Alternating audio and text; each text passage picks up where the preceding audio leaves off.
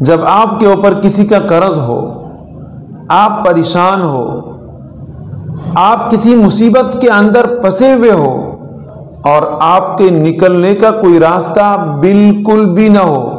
سوائے اس بات کے کہ آپ سود لیں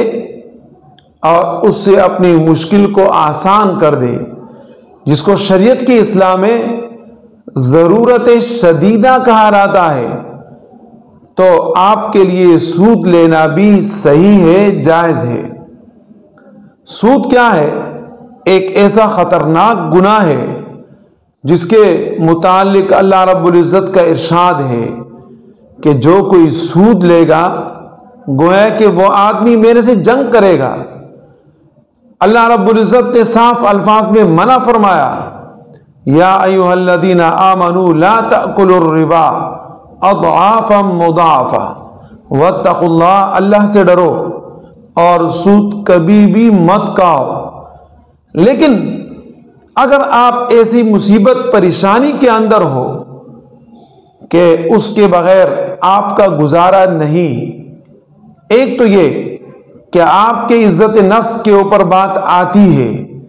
جیسے کہ بہت سارے حالات کے اندر ہم دیکھتے ہیں کہ آپ کے اوپر کسی کا قرضہ ہے اور آپ اپنے وقت کے مطابق اس کو لوٹا نہیں پاتے، تو وہ آپ کو کہتا ہے کہ اگر فلاں وقت میں آپ نے مجھے پیسے نہیں دیے تو میں آپ کی بیٹی کو اٹھا کے لے جاؤں گا۔ ایسی صورت میں آپ سود سے پیسے لے کے اس آدمی کو لوٹا سکتے ہیں اور اپنی عزت کا خیال کر سکتے ہیں، اپنی عزت کی حفاظت کر سکتے ہیں۔ اور دوسری وہ صورت کہ جب کوئی آدمی آپ کو دھمکی دے کہ اگر فلاں وقت پر یا فلاں معاملے میں آپ نے مجھے پیسے نہیں دیے تو میں آپ کو جان سے مار دوں گا۔ اب یہ جان والی بات سے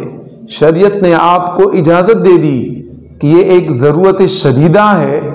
لہذا اس میں آپ سود سے پیسے لے کے اپنی جان کی حفاظت کر سکتے ہیں۔ اسی طرح اگر کوئی آپ کو اس بات کے اوپر دھمکی دیتا ہے کہ آپ نے اگر میرے پیسے لوٹائے نہیں تو یاد رکھیے میں آپ کو گولی مار دوں گا، آپ کا ہاتھ کاٹ دوں گا، آپ کا پیر کاٹ دوں گا اور آپ کو چھری سے زخمی کر دوں گا، ایسی صورتحال کے اندر بھی شریعت نے آپ کو اس بات کی اجازت دی ہے کہ آپ سود سے پیسے لے کے اپنے جان کو اس آدمی سے چھڑائے۔ لیکن ایسا بھی نہ ہو جیسے کہ ہمارے ہاں دستور ہے